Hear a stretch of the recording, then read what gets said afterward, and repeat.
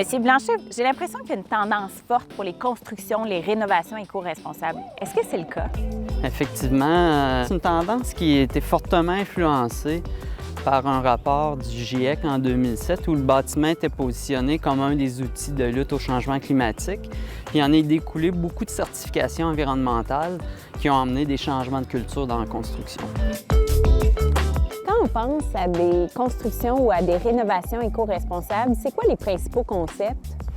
Il faut penser, c'est sûr, à l'efficacité énergétique. Par exemple, ici, la maison neuve, c'est une maison qui est homologuée Novoclimat. Ça nous donne environ 20 d'économie d'énergie versus une maison standard. Puis ensuite, si on veut vraiment pousser plus loin dans l'efficacité énergétique, on peut aller vers les maisons passives ou s'approcher de la norme maison passive, où là, on a vraiment des maisons qui sont de très haute efficacité énergétique. On a un bel exemple ici sur le campus de l'Université Laval. Oui, tout à fait. Il y a beaucoup de systèmes qui ont été déployés dans ce bâtiment-là pour en faire un bâtiment là, qui est pratiquement carboneutre. Beaucoup de matériaux biosourcés, donc issus de sources renouvelables. Et ce sont des matériaux très, très communs. Donc, il n'y a pas d'excentricité dans ce bâtiment-là. Et pourtant, il y a une allure tout à fait intéressante. Ce bâtiment-là, l'hiver dernier, là, a consommé entre 40 et 50 moins d'énergie qu'un bâtiment de superficie équivalente.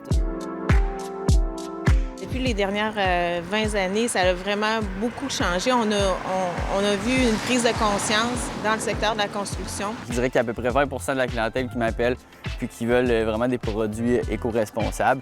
Puis dans mes soumissions, dans mon approche, je fais toujours une option là, éco-responsable. Par exemple, ce projet, c'était quoi la demande? Ici, c'est un bel exemple de projet où on a eu l'opportunité de revaloriser un bâtiment ancien dans les quartiers centraux, ce qui en soi déjà est un geste très écologique parce qu'on préserve une structure existante puis on met en valeur le patrimoine. Présentement, on est en train de changer le revêtement extérieur. Là. Donc, c'était toute de la tôle bleue. Puis là, on le change pour du pain. Produit éco-responsable, produit local. Dans tous les petits choix, il y a une option qui est plus éco-responsable. C'est souvent d'avoir des matériaux qui sont naturels et le moins transformés possible, donc le plus près de leur état naturel possible. Donc, on va parler plutôt de revêtement de bois massif plutôt que de composite.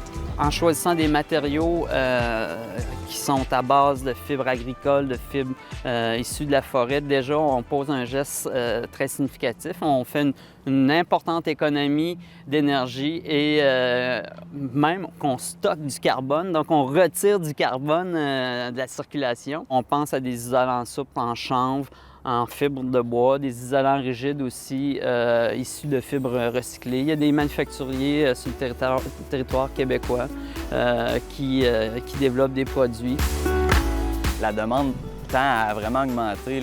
C'est vraiment pour réduire l'empreinte écologique puis utiliser des produits d'ici plus locaux. Puis penser au contenu recyclé et aussi à la disposition des matériaux en fin de vie utile. Est-ce que c'est recyclable ou ça va immanquablement dans un site d'enfouissement? On essaie de trier nos déchets, là, donc on a le dompeur ici. Tout l'aluminium, tout l'acier est comme séparé. Puis après ça, on va le porter à l'éco-centre pour justement essayer de trier ça puis qu'eux puissent le réutiliser. Là. Donc, en terminant, l'avenir est tout de même vert pour les bâtiments. L'avenir est tout à fait vert et je dirais de plus en plus vert pour les bâtiments. Merci, M. Blanchet. Merci.